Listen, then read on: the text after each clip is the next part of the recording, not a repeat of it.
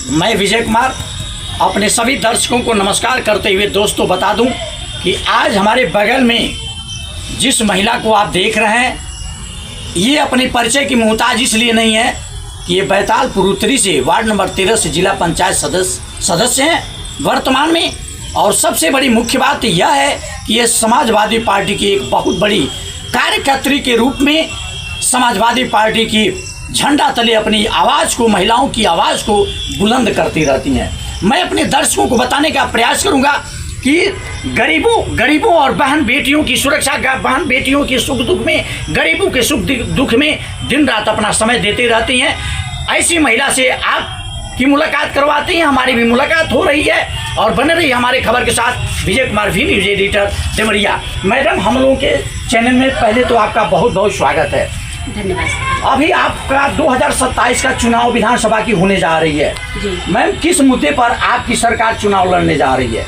देखिए, हमारी सरकार चुनाव लड़ने जा रही है। सबसे पहला मुद्दा है जी बेरोजगारी और दूसरा मुद्दा है शिक्षा। बहुत अच्छा। तीसरा मुद्दा है स्वास्थ्य जी। चौथी मुद्दा है सुरक्षा। जी। 4 मुद्दे भी अब फिलहाल में आपको मैं बता रहे हैं कि शिक्षा, स्वास्थ्य, बेरोजगारी और सुरक्षा। फिर बचा ही कुछ नहीं मैम, यदि इस पे चुनाव लड़ती है आपकी पार्टी तो। इसी पे हमारी सरकार पहले चुनाव लड़ी थी और जीती भी थी और इतना हमारी सरकार ने मुहैया कराया था। फिर 27 का चुनाव जो आ रहा है तो उस 27 के चुनाव में हमारी सरकार इसी मुद्दे पे चुनाव लड़ने जा रही है। मैम, आप समाजवादी पार्टी की वरिष्ठ कार्यकर्त्री के रूप में दिखाई देती हैं, आप एक पद पे पदासीन भी हैं, तो क्या उम्मीद करें कि 2027 में माननीय पूर्व मुख्यमंत्री अखिलेश यादव जी का आशीर्वाद मिलने जा रहा है प्रभा भारती जी को?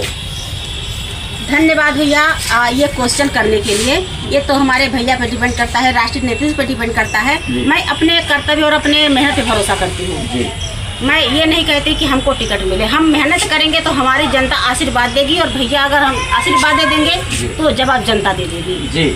27 में यदि 2027 में आपको अखिलेश यादव जी टिकट देते हैं और आप फील्ड में जाती हैं तो आप कौन सी मुख्य विकास है जो देवरिया जनपद के लिए बहुत जरूरी है, जिसको आपके द्वारा होना चाहिए?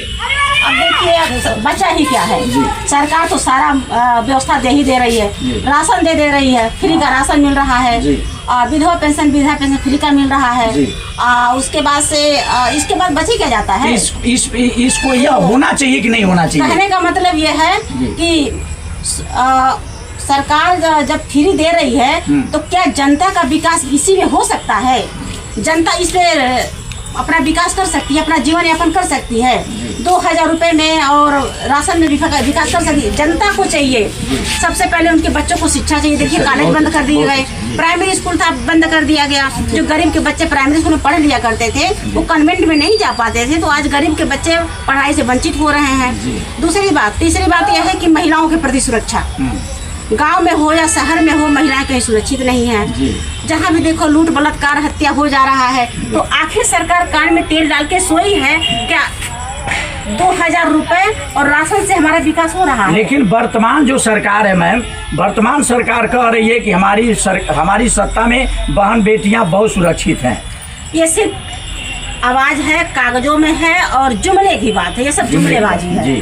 धरातल पे ऐसा कुछ नहीं दिख रहा, क्योंकि हम महिलाएं रोज क्षेत्र में चलते हैं और रोज ऐसे मुद्दे आते हैं। क्योंकि हमारे यहाँ थाना भी है, हम 50 गांव के भ्रमण करता हैं और जिले पर भी रोज दिन में पूरा टाइम हम जिले पर देते हैं। तो सारी महिलाओं की समस्या जब यही होती है तो मैं कैसे मान जाऊं कि महिलाएं सुरक्षित हैं? और सरकार कहती है कि बेटियां सुरक्षित हैं, बिल्कुल सुरक्षित नहीं है। अभी देखिए मणिपुर का कांड देखिए, अभी एक आपका आजमगढ़ का देखिए, जौनपुर का देखिए और देवरिया में भी एक अभी मतलब हत्या हो गया है गरीब मजदूर का।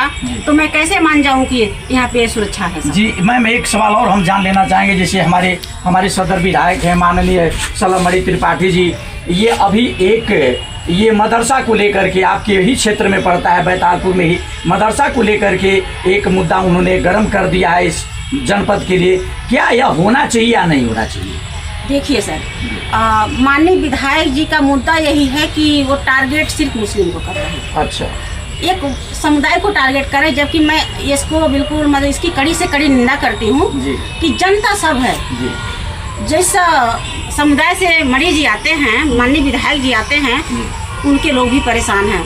तो वो एक मुद्दा बना दिए हैं कि मस्जिद तोड़ो, मंदिर तोड़ो, तो इनसे उनका विकास होने वाला नहीं है। वो अपने को हाईलाइट करना चाहते हैं, हमेशा अपने आप को सुर्खियों में रहना चाहते हैं, इसलिए हमेशा मस्जिद की मुद्दा उठाते हैं, मंदिर की मुद्दा कभी नहीं उठाते हैं। अगर देखा जाए ऐसे तो देवरिया में तमाम ऐसे जगह हैं जो इनवैलिड हैं। तो मैं माननीय विधायक जी से मांग करती हूँ कि अगर वहाँ का मस्जिद की बात करते हैं तो एक बार देवरिया की तरफ ही नज़र उठा के देख लें कि देवरिया में तमाम ऐसे जगह हैं जहाँ पे इनवैलिड तरीके से मंदिर बना करके रखे गए हैं, उन पर भी माननीय विधायक को ध्यान देना चाहिए। जी मैम, एक चीज़ और हम जान लेना चाहेंगे, जैसे मान लीजिए जनता 2027 में आपको आशीर्वाद देने जा रही है, माननीय अखिलेश यादव जी को, आपकी पार्टी को, तो सबसे मुख्य जो कड़ी है, जो फोकस है समाज को आगे ले जाने के लिए, इस प्रदेश को आगे ले जाने के लिए, वह क्या होगा आपका?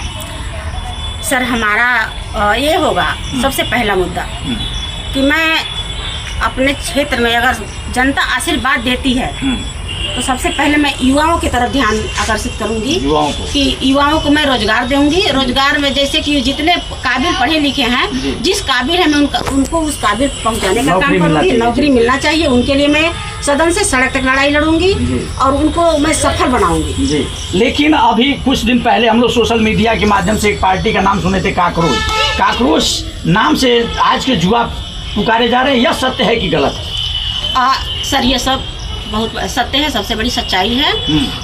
जो युवा पढ़ लिख करके सरकार से सवाल करता है वो सरकार के नज़र में काकरोच कहा जाता है। जी जी, तो अब जितना पढ़ा लिखा युवा हो, युवतियाँ हो, लड़कियाँ हो, नौजवान साथी हो, जितने पढ़े लिखे हैं, अगर आपसे सवाल करें तो क्या आप उसको काकरोच बोलिएगा? यानी सवाल करना गलत है इस सरकार में? सवाल करना गलत है इस सरकार में कि इस सरकार में सवाल मत करिए और ना ही नौकरी मांगिए, बस सरकार के जय हो करते रहिए, सरकार आपसे खुश रहेगी। अगर आप सरकार के विपक्ष में जाइएगा तो आपकी भी जेल हो सकती है, आपके ऊपर मुकदमे हो सकते हैं। जी बहुत अच्छा। मैम अंतिम सवाल एक होगा, जैसे मान लीजिए 2027 के लिए आप फील्ड में जा रही हैं, लोगों से मिल रही हैं, जनता आपकी सुन रही है, आप लोगों के दुख दर्द को आप सुन रही हैं, तो एक जनता से 2027 विधानसभा क्षेत्र को लेकर के क्या अपील करना चाहेंगी? जनता से क्या अपील करेंगी अपनी सरकार के लिए? मैं जनता से अपनी सरकार के लिए यही अपील करना चाहूँगी कि अब तक जनता का ही सोच था कि जो सरकार हमारी वर्तमान में चल रही है वो विकास करेगी, हमारी सुनेगी, हमको अग्रसर करेगी, हमको आगे ले जाएगी। लेकिन जनता बिल्कुल मनहीन हो गई है। जनता अपने आप को लेकर के मतलब पीछे हो गई है, जनता निराश हो गई है कि इस सरकार से उम्मीद हटा ली है। अब जनता का उम्मीद समाजवादी पार्टी की सरकार से है और जनता ये चाहती है कि जब से समाजवादी पार्टी की सरकार थी, हर महिलाओं को लोहिया पेंशन मिलता था और उसके बाद से आवास मिलते थे, लैट्रिन मिलता था। इस सरकार में आपसे बता दूं कि मैं देखती हूं कि जो लैट्रिन बनवाए हैं माननीय मोदी जी ने, माननीय प्रधानमंत्री जी ने, तो उसमें कोई यूज नहीं किया, बस एक फोटो खिंचवा करके पैसा भजा लिया गया और बाकी उसको कबाड़ में फेंक दिया गया। तो मैं ये कहना चाहूँगी कि हमारी सरकार इसी मुद्दे पर चुनाव लड़ी और जनता की मांग यही है कि हमारा बच्चा पढ़ाई करे, हमको सुरक्षा मिले और हमारा स्वास्थ्य सही रहे, हमको स्वास्थ्य में सुना जाए, हर जगह हमारे सुना जाए, घूसखोरी कहीं ना हो। घूसखोरी नहीं रहे। हाँ। निश्चित तौर पे मैम हम लोगों की हमारी खबर को विशेषकर अखिलेश यादव जी भी देखते हैं, उनके पोर्टल पे मैं डालता भी हूँ, डिम्पल भाभी भी देखती हैं आपकी, और समाजवादी पार्टी के सारे लोग, पूरे मतलब प्रदेश के लोग हमारी खबर को देखते हैं।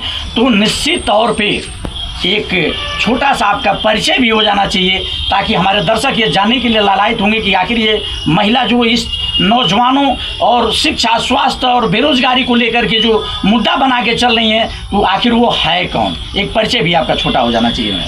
थैंक यू सर, बहुत बहुत धन्यवाद आपका। मेरा नाम प्रभा भारती, जिला पंचायत सदस्य देवरिया से मैं बिलोंग करती हूँ। मैं देवरिया से हूँ, प्रदेश की सचिव हूँ। उत्तर प्रदेश में हर जिले में मैं टेकअप करती हूँ और जहाँ पे दलितों की बात आती है, दलित बस्ती में मैं जाकर के अपने दलित भाइयों से अपील करती हूँ।